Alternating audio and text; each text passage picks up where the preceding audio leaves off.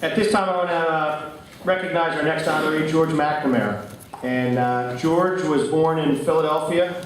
I won't tell him the year, George. They wrote it on my sheet here, but he learned to play golf as a caddy at Plymouth Country Club under the tutelage of then PGA Professional Pete DeAngelis. When he turned professional, DeAngelis recommended him to Terry McCoy, a professional at Chester Valley Golf Club, and thus began his professional career. That was in 1966. After he was employed as an assistant at Cedarbrook Hill, White Marsh Valley, Cedarbrook Country Club in Aronimink, in 1974 he moved to the head professional position at the Downingtown Inn and Golf Club.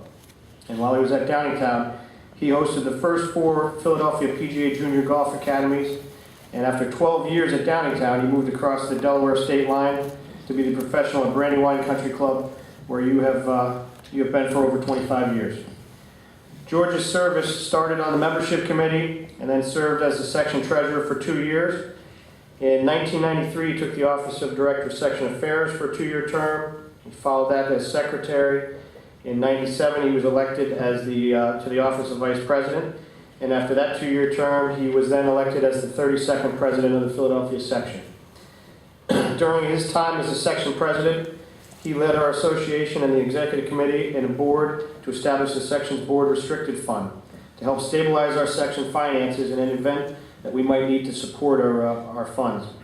Thanks to the vision that he had, the leadership that he created, that fund now stands at over $700,000 and secured our section's financial stability for not only our current future, but the future down the road as well. In 1988, George became just the second section member to become a master professional. And then in 1989, in recognition of his time spent serving, George was named the Philadelphia Section Golf Professional of the Year. It's safe to say that his giving personality does not stop with his commitment to the PGA. He has been serving his community just as long. He has helped various charitable organizations, including his most recent involvement with the Delaware Special Olympics. His accolades also include being named Golf Digest 2011 Teacher of the Year in Delaware, along with being recognized by the American Cancer Society. I'd like to please ask you to join me in congratulating our newest member of the Hall of Fame of the Philadelphia section, Mr. George McNamara.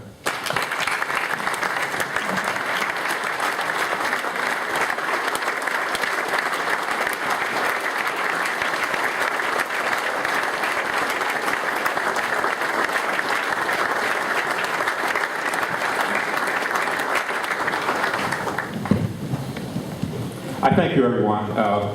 To be inducted into our section Hall of Fame is without doubt the highlight of my career. There's so many fantastic golf professionals and leaders in our section. It's really humbling to be included in that group. I started many years ago, as John said, as a caddy at Plymouth Country Club working for Pete DeAngelis, and also in the bag room. Pete got me my first job, and as a 12-year-old kid, I just wanted to be like Pete DeAngelis. He's really a role model for me. Worked with Terry McCoy, John Carson, Bob Thatcher, and Stan Penningale. And all of those guys really understood the power of mentoring. They really passed on the information they had. I landed my first job in the golf business right across the street from Harry Hammond. And I knew right away that how much I didn't know, and that if I was going to be successful, I could never stop learning, either through education or from other golf professionals. And like Dad, you know, the golf professionals have always been so great at passing down all that information.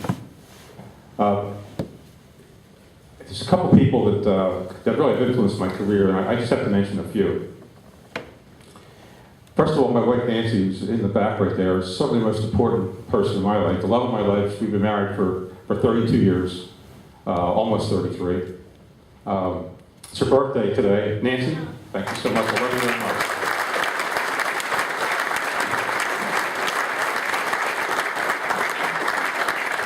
Within this section, there's been so many great role models. Dick Smith and Jack, who've led us both in the section and nationally. Harry Hammond, of course, Pete Trenum. Ronnie Rolfe, who's not with us any longer. Mike Cole, who bleeds PGA blood. Tommy Karpus, with his passion for rules. A couple of years I've got to know John Poole really well, and he's really an inspiration to me. You know, John's retired, but still has this thirst for learning. He puts himself out there all the time. He's been helping us with our jobs for so many years, and John, I really thank you and value your friendship.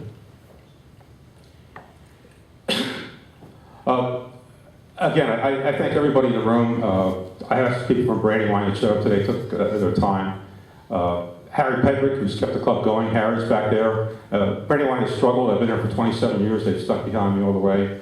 Two dear friends, Marvin Freed and Buddy Aronson, 27-year friends at Brandywine. Tim Morris here. Steve Walden is like my adopted son. I've watched Steve grow since he's been this big. He came in my driving range at Downingtown, and he's meant a lot to me. Bruce Wittendorfer was my golf chairman. I'm amazed how much all of us share information with one another, and it certainly has made my career really fulfilling.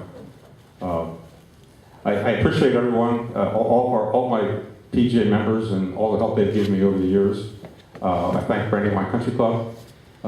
Thanks so much for the Hall of Fame committee, and especially Harry Hammond and John Kellogg, who had the confidence to sign my application to get in the Hall of Fame. And to get in with Ed Doherty makes it really, really special. Ed's a very dear friend. He said he wasn't going to talk very much, but he seemed like he talked a lot. I don't know, so he must have got longer. But thank you all very much, and thank you.